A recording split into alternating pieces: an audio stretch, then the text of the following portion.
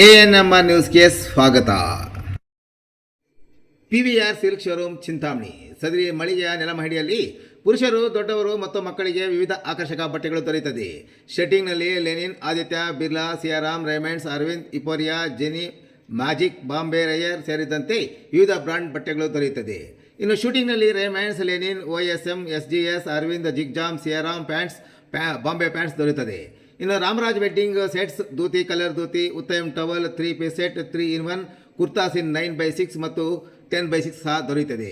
Readymade ಶರ್ಟ್ಗಳಾದ linen, ರೈಸ್, US polo, Zara, ಸೀಫೋರ್ಸ್, ING, ಫ್ರೀಡಮ್ ಪಾರ್ಕ್, ವಾರ್ಡರ್ ಸ್ಟೋನ್, ಇಥೋನಿಕ್, ಕವಿಯರ್, ಕುರ್ತಾ, ಅರ್ಸರ್. ಇನ್ನು ರೆಡಿಮೇಡ್ ಪ್ಯಾಂಟ್ಗಳಲ್ಲಿ formula, jeans, cargo, balloon seat ಮತ್ತಿತರ ಕಂಪನಿಗಳ ಪ್ಯಾಂಟ್ಗಳು ದೊರೆಯುತ್ತದೆ.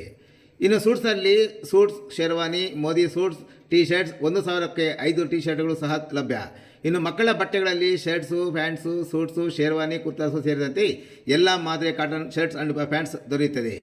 ಒಮ್ಮೆ ಭೇಟಿ ಕೊಡಿ. ಪಿವಿಆರ್ ಸಿಲ್ಕ್ ಶೋರೂಮ್, ಶಿಡ್ಲಘಟ್ಟ ರಸ್ತೆ, ಭಾಗ್ಯಬಲ್ಲೆ ವೃತ್ತದ ಸಮೀಪ, ತಿಮ್ಮಸಂದ್ರ, ಚಿಂತಾಮಣಿ. ಮಿನಿ ಗೂಡ್ಸ್ ವಾಹನ ಖಾಸಗಿ ಬಸ್ ಡಿಕ್ಕಿ, ಓರ್ವ ಸಾವು, 3ಗೆ ಗಾಯ.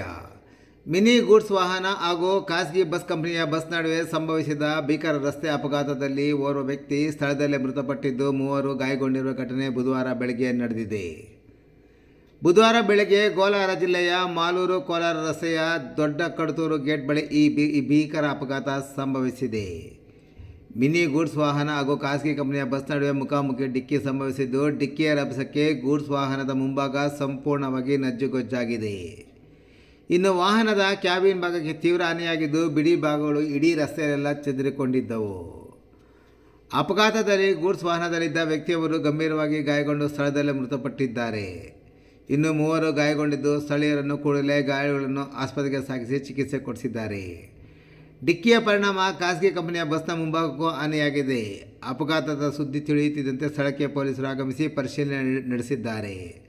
ಅಪಘಾತಕ್ಕೆ ನಿಖರ ಕಾರಣ ಇನ್ನೂ ತಿಳಿದು ಬಂದಿಲ್ಲ.